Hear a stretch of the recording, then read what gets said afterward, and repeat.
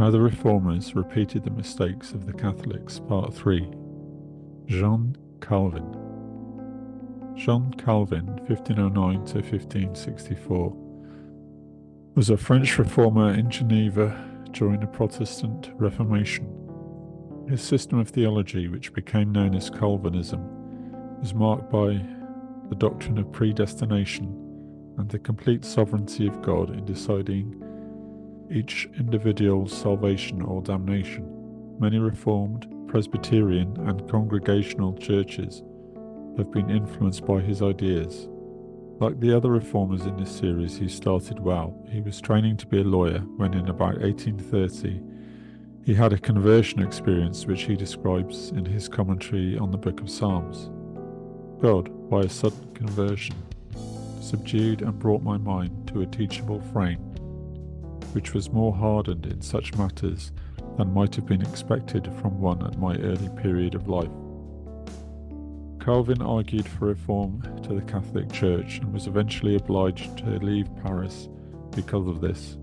In 1536, his book, The Institutes of the Christian Religion, was published in Bâle, where he had been obliged to fly to after being driven out of France. This book sealed his reputation as a great theologian.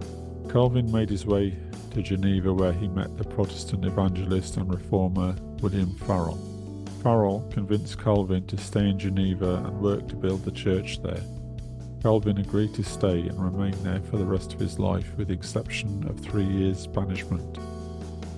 Over the years, Calvin managed to impose on a city his idea of a state and church organized on biblical lines. Sadly, this is where he began to repeat the errors of other reformers. Weirdly, for someone who preached that all things are sovereignly predestined by God, Calvin introduced a system that was more religiously legalistic than the Catholic system it replaced. The City Council of Geneva required all citizens to sign a confession of faith. Penalty failing to do so was expulsion from the city. Liberty of conscience was completely removed, and strict rules were enforced regarding people's behavior and moral habits. A Spanish doctor named Michael Servetus, who rejected the doctrine of the Trinity, fled to Geneva after being condemned by the Catholic authorities in France. He was denounced by John Calvin himself and burned at the stake for heresy by order of the city's governing council. Servetus was actually a very brilliant man and was the first European to describe the function of pulmonary circulation. It's not clear how many people were tortured and executed by the city council in Geneva. A 19th century Protestant scholar named John Barthélemy Galif went through the city records for the period from 1541 to 1559 and found that during the period in question there were 58 executions and 76 banishments. Of the 58 executions of these, 13 people were hanged, 10 were decapitated, and 35 burned alive. This all happened during the time when Calvin held sway in Geneva. Some of these executions were for ordinary crimes such as murder and robbery. However, many of them were for witchcraft, divination, and causing the spread of the plague. While Calvin cannot be held directly responsible for all of this, he never repudiated this horrible, superstitious system.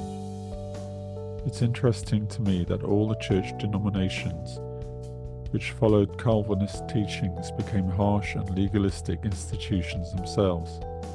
God has given every individual a free choice as to whether they accept Jesus or not. Calvin's close associate, Sebastian Castello, broke with him on this point. He became angry with Calvin over the execution of Servetus and said it was a blatant murder. In 1554, he published a treatise called Against Calvin's Booklet, opposing Calvin's teaching on the treatment of heretics. In this treatise, he said, "To kill a man is not to protect a doctrine, it is to kill a man." This is something which I concur with. Castello was simply saying something that countless other believers have said, that the clergy should stop persecuting people who disagree with them. Thank you for listening. If you found this video interesting, you can find more information at prophecy-workshop.com.